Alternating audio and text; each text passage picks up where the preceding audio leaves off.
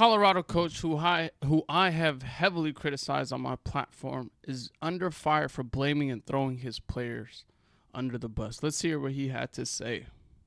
Big picture, trying to keep Shador upright, healthy, overall. The big picture, you go get new linemen. That's the picture, and I'm going to paint it perfectly.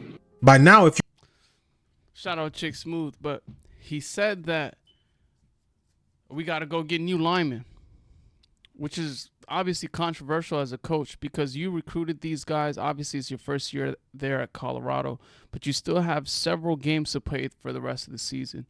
What worries me is, okay, the linemen that you have now, of course, you can't get new linemen until the next transfer portal next year. But the linemen that you so heavily criticize now were the same ones who got you a win against your season opener TCU, who got you a win against Colorado State, who kept you in the game against USC. So, who kept you in the game. They weren't in the game against Oregon. But anyways, these guys played well for you. You didn't have any complaints for them then.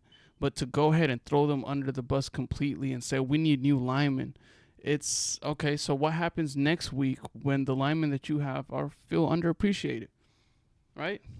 And then he said something about his items being stolen after the UCLA games, which is something he said similar at JSU. Well, his items got stolen, and then guess what? He left. So personally, like I said, he's not going to stay at Colorado. He's either going to go to the NFL, assistant coach, whatever coach it is, or go to another program to get more money. Deion Sanders is not in it for coaching young men. Deion Sanders could give a F about these young men. Travis and Shador.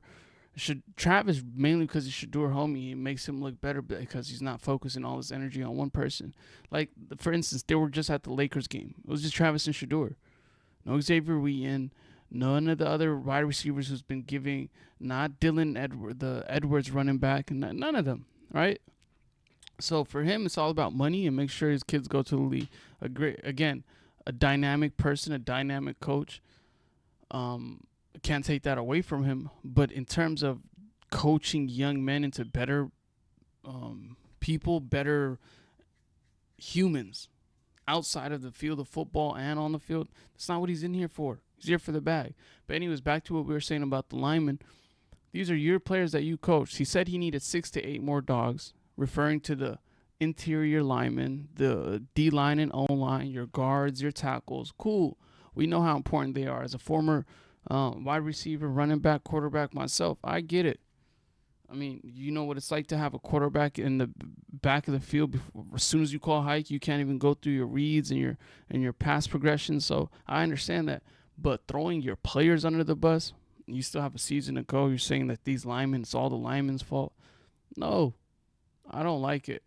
And then throwing in all my items were stolen after the UCLA game. It's just a pitch to get out of there, get more money. That's all this guy care about.